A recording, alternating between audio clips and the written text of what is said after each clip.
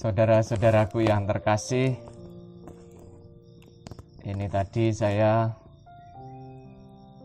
pulang dari kebun, bersihkan rumput di antara tanaman sawi, supaya sawinya itu bisa bertumbuh dengan baik dan akhirnya nanti bisa dipanen, hasilnya baik juga. Nah, saudaraku yang terkasih, Injil hari ini mengisahkan bahwa pada waktu itu datang beberapa orang-orang Farisi dan berkata kepada Yesus, "Pergilah, tinggalkanlah tempat ini, karena Herodes hendak membunuh engkau."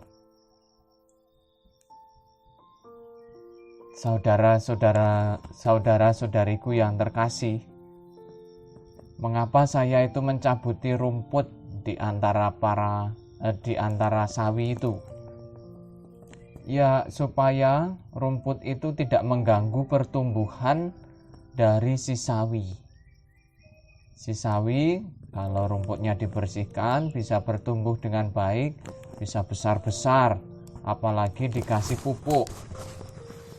Dikasih pupuk itu juga bermanfaat untuk nutrisi bagi si sawi. Ada nutrisinya untuk si sawi.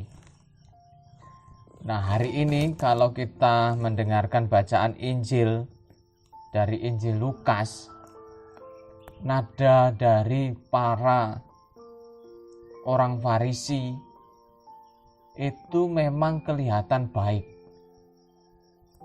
karena mengingatkan Yesus agar pergi meninggalkan Yerusalem karena ada ancaman Herodes yang ingin membunuhnya demikian. Nadanya baik supaya Yesus itu pergi.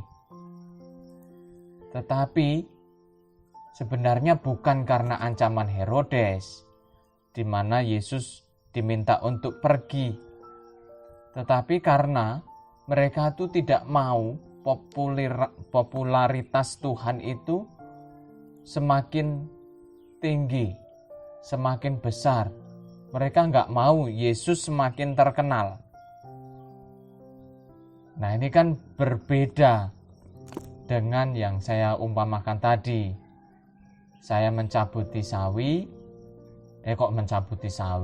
mencabuti rumput di antara sawi itu. Maksud saya itu kan kalau rumputnya dicabuti supaya tumbuh dengan baik. Tetapi kalau orang Farisi enggak. Orang Farisi itu malah mengusir Yesus dengan alasan karena ada ancaman dari Herodes. Ada maksud di balik itu karena mereka enggak mau Yesus semakin terkenal. Nah, ternyata Bapak, Ibu, dan saudara-saudariku yang terkasih, tidak ada seorang pun yang dapat mencegah Yesus untuk melaksanakan tugas yang diberikan oleh Bapaknya. Satu-satunya alasan yang memaksa dia adalah cinta kasihnya atau cinta kasih Bapaknya terhadap manusia. Yesus tahu maksud dari orang Farisi itu dengan mengatakan sok baik tadi. Nah, saudara-saudariku yang terkasih, dalam hidup kita itu memang ada orang yang mungkin maksudnya baik, kelihatan baik, supaya kita berbuat yang tampaknya memang baik. Tetapi ada orang yang punya maksud jelek. Ada orang yang mungkin gak suka dengan kita.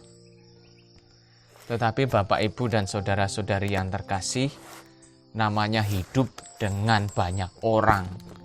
Pasti itu ada yang suka, ada yang gak suka terhadap kita, ada yang iri, ada yang senang dengan kita.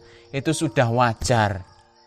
Itu sudah lumrah karena kita hidup bersama dengan banyak orang. Dan kita harus siap yang namanya menanggapi atau kok menanggapi. Kita itu harus siap menghadapi orang-orang yang demikian, orang-orang yang suka dengan kita, orang-orang yang benci dengan kita. Kita nggak boleh kendor. Seperti Kristus, ya memang tetap mewartakan cinta kasih Bapaknya terhadap sesama, terhadap manusia. Dan kita juga harus demikian. Meskipun di sekitar kita itu ada yang suka, ada yang tidak suka, kita tetap saja mewartakan cinta kasih Bapaknya, cinta kasih Bapa, cinta kasih Kristus kepada sesama kita.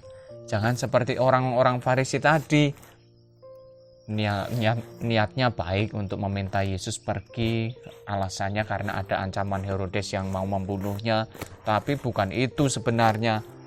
Kita mungkin juga bisa jadi demikian. Kita maksudnya baik, tampak baik kepada sesama, tapi di balik itu ada juga kita itu sebenarnya nggak suka dengan dia. Pergi, ini macam-macam. Jangan seperti itu. Nah, gambaran induk ayam yang mengumpulkan anak-anaknya itu mengungkapkan cinta kasih itu sendiri. Dalam Injil hari ini disebutkan. Nah, maka Bapak, Ibu, dan saudara-saudari yang terkasih, apa yang bisa kita renungkan? Yang pertama, ya mari kita bersama-sama tetap mencintai saudara-saudari kita yang mungkin punya niat baik, tetapi ada maksud yang sangat buruk di belakang itu. Kita doakan mereka, kita sapa mereka. Dan yang kedua, mari kita juga bersama-sama tetap mewartakan cinta kasih Bapa kepada sesama. Tetap mewartakan cinta kasih Kristus kepada sesama. Mari kita mengungkapkan kasih itu seperti induk ayam yang mengumpulkan anak-anaknya. Artinya apa? Mari kita mewartakan kasih Tuhan kepada sesama. Semoga Tuhan memberkati aktivitas kita pada hari ini, dan semoga hati kita semakin disucikan karena kita telah mendengarkan firman-Nya. Tuhan memberkati. Vivat Cor Jesu, per cor Mariae.